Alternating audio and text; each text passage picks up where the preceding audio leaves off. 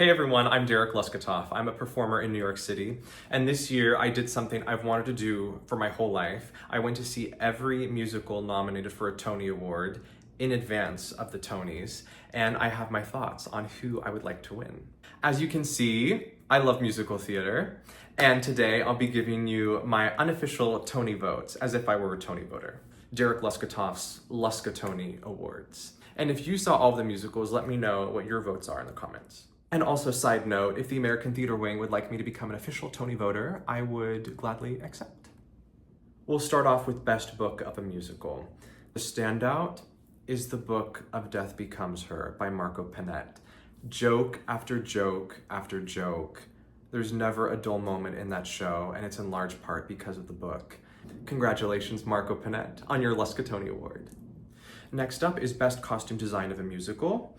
There were so many incredible costumes. I really loved Catherine Zuber's costumes for Just in Time. In Boop, Greg Barnes' costumes, they have won a lot of awards, and rightfully so. The standout for costumes, however, is Paul Tazwell's designs for Death Becomes Her.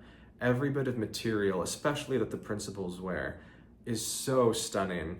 All of those costumes have to be rigged for certain reveals and for a lot of illusions, which must have taken a lot of work as well. I can't wait to see his costumes in the next Wicked movie. Next up, we have a category that has never existed for the Tonys, but I think should. Best Hair and Makeup Design of a Musical. Winning the LuscuTONY for hair and makeup is Charles G. Lapointe and Joe DeLue II for hair and wig design and for makeup design in Death Becomes Her. Really phenomenal hair and makeup design in Death Becomes Her. Next up, we have Best Orchestrations. I feel like the Tony could go to all of these people and for it to be justified. The music and the orchestrations in each of these really took my breath away. Incredible scores, incredible orchestrations, and incredible orchestras playing all of these scores. The standout for me was Buena Vista Social Club with orchestrations by Marco Paglia. I've heard a lot of these songs before, but hearing them orchestrated in this particular way really took my breath away. Literally gave me the chills for many of the songs. Congratulations on your LuscuTONY. Next up, we have Best Scenic Design of a Musical. I didn't see one of these shows, sadly, Swept Away. However, my roommate Ify did, and she said it was phenomenal. And therefore, the LuscuTONY goes to Rachel Hawk for Swept Away. Next up, I have another category that doesn't currently exist for the Tony Awards, but I think should. Best Video and Projection Design of a Musical. So, the LuscuTONY for this new category goes to Nathan Amsey and Joe Ranson for Sunset Boulevard. I will admit that I was a little skeptical going into Sunset Boulevard knowing how much video was going to be used in this, and I absolutely loved every minute of it. There are so many times where you're sitting way up in the balcony and you can't really see the person's face. And so when the video would come on the giant screen of their face being 25 feet high, I went, oh, that's what they look like. And now I'm able to see the nuance of their facial expressions and their acting. And also for Sunset Boulevard, because it's about filmmaking, using film in this story really makes sense.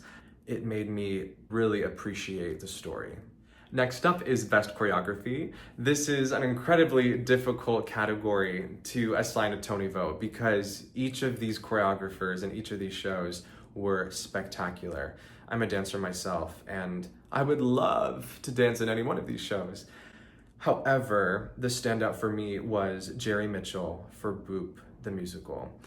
I love that in Boop, the ensemble is doing tap, they're doing jazz, they're doing 1920s stylized jazz and swing. They're doing hip hop from current day. There's a mix of so many styles and the ensemble executes it so well. If I were a Tony voter, that would be my vote. Next, we have Best Lighting Design of a Musical. The lighting that I noticed the most, that gave me the chills the most, that felt so right was Buena Vista Social Club. I love it whenever lighting design feels like an extension of choreography or feels like an extension of the emotional pull of the story. The lighting was spectacular. Best sound design of a musical. Jonathan Dean's A Buena Vista Social Club. You get my Tony vote. The music sounds great, the music is orchestrated well, and the sound design feels impeccable. Next up is Best Original Score, Music and/or Lyrics written for the theater. I absolutely loved Maybe Happy Ending, and that would be my Tony vote for the music.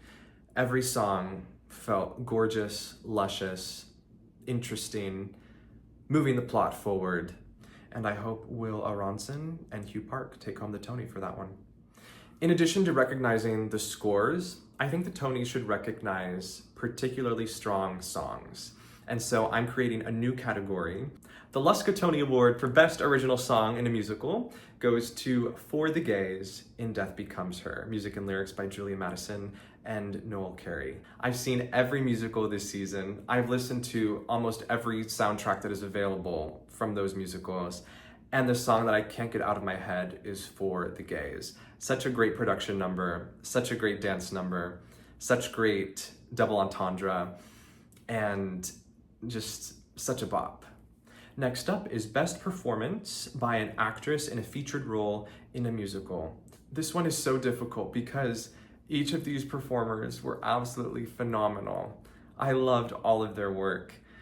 The standout for me, the performer that I really believed, that I really connected with, who made me emotional at the end of the show, who I felt was such a strong actor, such a great singer, was such a fun dancer as well, was Justina Machado in Real Women Have Curves.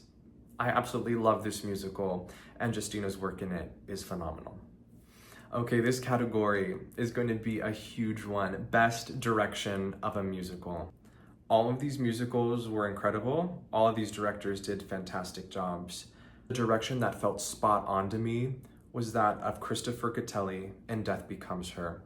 Every bit of blocking, every joke, every set change, every transition, every bit of illusion, plus all of the choreography that he did as well, felt just right. Congratulations on your LuscuTONY Award, Christopher Catelli. The next category is Best Performance by an Actor in a Featured Role in a Musical. Again, all of these actors did an impeccable job. The standout for me was Taylor Trench in Floyd Collins.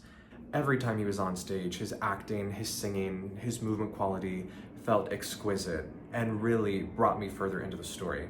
Next up is another award that doesn't exist, but I think should exist for the Tonys. The principals in musicals get recognized, but the ensembles often don't. And I think there should be a Best Ensemble of a Musical award. So the LuscuTONY goes to Boop the Musical. These ensemble members are doing so many styles of choreography. They do it so well. They really mesh as an ensemble. And they each have little standout principal moments throughout the show.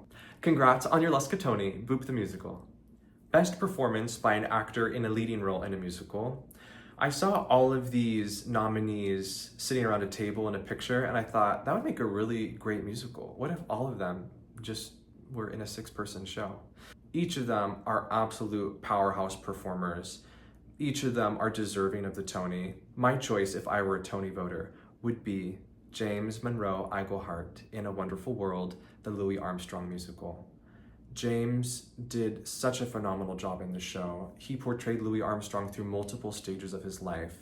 He incorporated Louis Armstrong's iconic voice, which I know must have been hard to develop and hard to maintain for so many shows a week. I'm hoping that he takes home the Tony this Sunday. Okay, we're getting down to the final 3. Next up is Best Revival of a Musical. My vote on this one goes to Sunset Boulevard. Even though there is very minimal set design, very minimal usage of color, very minimal costume design, I was absolutely drawn in from start to finish. And I thought Jamie Lloyd's direction was so interesting, unique, and mesmerizing. I hope they win the Tony this weekend. Next is one of the most highly contested Tonys, Best Performance by an Actress in a Leading Role in a Musical. Look at these performers. Each of them are absolute stars. I would love to get to hang out with any one of them. I just think their performances are phenomenal, and I adore all of them. The standout to me, my Tony vote, if I were a Tony voter, would be for Jasmine Amy Rogers in Boop the Musical. She is such a superstar. She's leading this show. She's playing Betty Boop, and it's a show about Betty Boop. She's a phenomenal singer, phenomenal actor, and phenomenal dancer, a true triple threat. Every moment of the show, I really believed her as Betty. And when she sings Something to Shout About, I've heard that she gets a standing ovation every show, and she definitely got one the night I was there. Jasmine gets my vote. And the final award, Best Musical, drum roll please. My favorite, the one I think is the strongest, the one I want to go back to see over and over and over, is Death Becomes Her. Every design element in this show really meshes together to create a masterpiece. It is so funny, it is so beautifully done, it is touching, it is very, very entertaining. I hope lots and lots of people go to see Death Becomes Her, and I hope it stays open for many years to come. Thanks for following along for Derek LuscuTONY's LuscuTONY Awards 2025, my unofficial Tony votes for the upcoming Tony Awards. If you saw all these musicals, let me know in the comments if you agree, disagree, who you think should win the Tony Awards for all these categories. I would love to hear. Thanks for watching.